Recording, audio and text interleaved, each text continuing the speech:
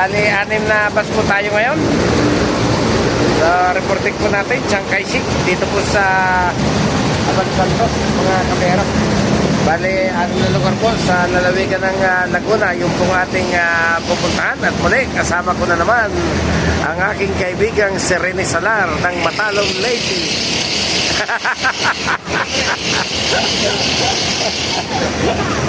Good morning, Pagi. From Indonesia. Good morning, Bacon, Pagi. Sorsogon. Sabi mo to? Okay. Alas 6:10 po ay tayo po umalis na po doon sa may bahagi po ng Abad Santos, at para makaiwas po tayo ng traffic, medyo umahon pa po tayo ng bahagya sa gawing norte, at ang ating pong ginamit na akyatan po ng Skyway patungo ng Laguna ay yung pong nandito sa may C3 o yung tinatawag pong Sergeant Rivera Skyway ramp, mga kabihero. Medyo papalayo po ito doon sa ruta, kaso ito po yung medyo makakaiwas po tayo sa traffic dahil Friday pa lang po ngayon, kung kaya tayo po yung nagsiguro, mga kabihero. So ang una po nating destinasyon ay yung pong gawaan ng inyong paboritong Lucky Me, mga kabihero. So tara, biyahe po ulit tayo. Thank you. Medyo nabisa yung isa. Basta hindi ba lang umuya? Pwede rin sa'yo. Gusto kayo na umuya? Sila dyan. Oo, ano? Sorry, wearing a mask, it's fine.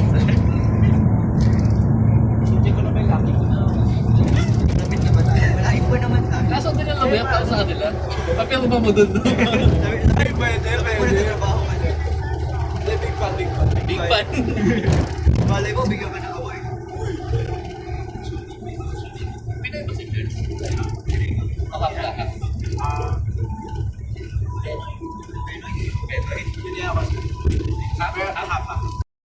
Okay, nakalabas na po tayo ng Skyway at nakalabas na rin po tayo ng South Luzon Expressway, mga kabiyahero. At nasa lugar na po tayo, nasa po ng City of Santa Rosa, dito po sa lalawigan ng Laguna, mga kabiyahero. So, kakanan po tayo rito. Ayan, yan po yung main gate nung pong gawaan o yung planta po ng Nissin na Monde, kung hindi po ako nagkakamali. So, diyan po ginagawa yung ating pong paboritong mga produkto ng Lucky Me, canton, noodles, at kung ano-ano pa pong mga biscuits na ginagawa po sa lugar na ito, mga kabiyahero. So, ayun, nalampas yung isang bus. Bahala na siya umatras dyan, mga kabiyahero. Hindi niya po siguro napansin na ito na yung pasukan. Okay? Mag-i-interview pa yung gwardiya. Ruel Lingahan, Chiang Kai-shek.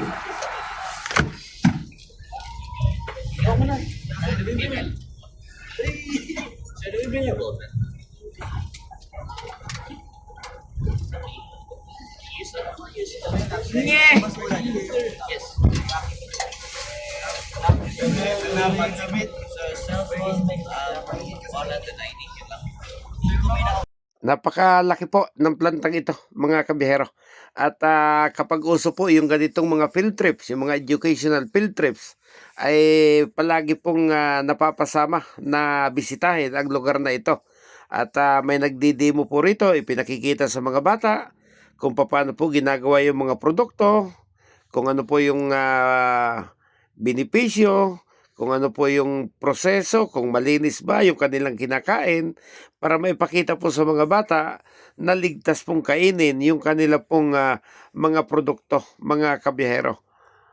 At mayroon din po ditong store na makakaabil po kayo ng may discount na mga produkto ng mga product po nitong Nestle Monde, mga kabihero. May store po yan sa labas. Pagkatapos po ng pag-iikot doon sa plant visit, pwede po kayong mamili at may pasalubong po sa inyong pag-uwi, sa inyong pamilya, mga kabihero.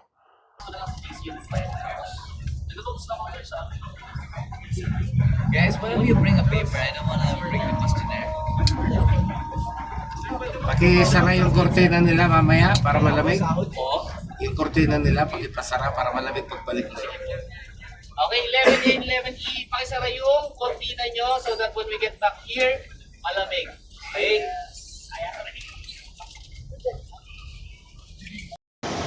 So ayan, nagbabaan na po yung ating mga pasahero. Hihintayin po natin sila rito ng siguro mga 45 minutes po bago tayo lumipat. Doon po sa isang planta naman ng gawaan naman po ng tinapay, yung ating bibisitahin pagkatapos po nito. Ayan, malapit po tayo doon sa likuran ng isang makina ng bus. Kaya napakaingay. So ayan, nakatapos na po yung iba. At mukhang tayo po yung mauunang mapuno. Although may dalawa na pong nakaalis kanina dahil po yung first bus na yun ang dumating ditong nauna. Kung kaya't malamang tayo na po yung susunod. Pangatlong bus po tayo. At naglalabas na po yung ating mga pasahero. Kaya yung may 5 pesos na ano yung eco bag. I should have bought that. Kung alam ko lang. Bossing, gardenia na po tayo. Sir, gardenia ba daw? Next? Wait, 5 pesos yung ako ba? Gardenia na ba next po? Gardenia. Gardenia po. Okay mga kabihero, nakalabas na po tayo ng planta ng Lucky Me. So bumalik po tayo ng expressway. Medyo papalayo po ulit tayo, pabalik po sa gawing north. At ang exit po na ating gagamitin ay yung pong Mamplasan. Yung po kasi yung oras ng schedule, kaya't kahit nauna po natin itong datingan, nilampasan po natin kanina dahil may mga naka-schedule pong oras yung mga planta po na kanila pong bibisitahin mga kabiyero. So ito pong gardenia nasa loob po yan nung tinatawag po na LIIP sa Barangay Mamplasan mga kabiyahero. Yung LIIP po stands for Laguna International Industrial Park mga kabiyahero. So isang malaki po itong lugar na kung saan ay napakarami pong pagawaan sa loob mga kabiyahero.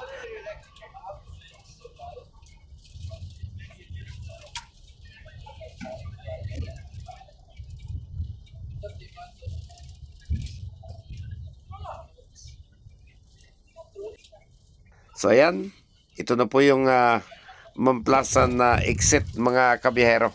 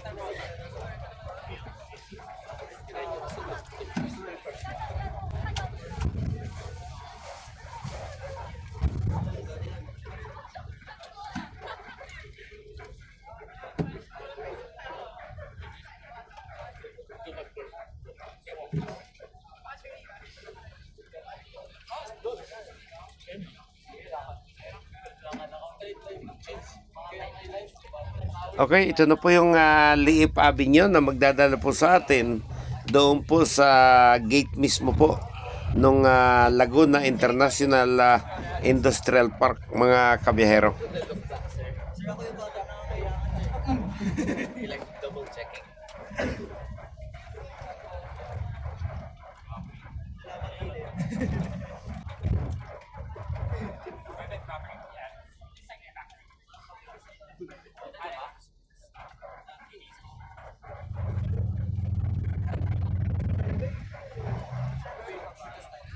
So ayan, nakalasot na po tayo doon sa main gate. At nasa loob na po tayo nitong industrial park mga kabiyahero. So medyo may sarili po silang patakaran dito. Medyo nakahawig po sa Subic yung sistema po ng traffic dito. First stop, first to go rin po yung kanilang pinaiiral dito. At bawal po dito yung may tulo po yung makina ng inyong sasakyan. Dahil kapag kayo po'y nahuli na may patak-patak po ng langis yung kanila pong mga kalsada rito, dahil natuluan po ng inyong langis, maliban po sa pagmumulta, malamang ipalinis pa po sa inyo yung langis-langis po na makikita nila na pumatak sa kalsada, mga kabihero. Pero kapag dito, bayad ka ng 700. Where did you read that? Bayad ka ng 700 para sa tayo. Dapat sinulit mo, pinili marami, pinili mo sana. Like, sino may gardenia sa jersey? Sino may gardenia jersey? Okay? Kakanan na po tayo rito. Ito na po yung gardenia, pagkakanan po natin. So ito po yung binibisita rin ng mga estudyante at ipinakikita po naman dito ng gardenia kung gaano po kagaling, kung gaano kalinis at gaano kaligtas kainin po yung mga produkto po ng gardenia, mga kabihero. So maliban po sa plant visit, pwede rin po kayong mag-avail o bumili ng mga produkto po nila na pwede po ninyong dalahin sa pag-uwi ninyo. Mayroon pong tindahan dito sa labas, mga kabihero. So, katanghalian tapat na po at medyo nakaka 12 minutos na po tayo. So, pansamantala, ay dito na po ako muli magpapaalam sa inyo, mga kabihero. Okay, hold lang wait lang. Check ko lang kung pwede po ba. Stay here.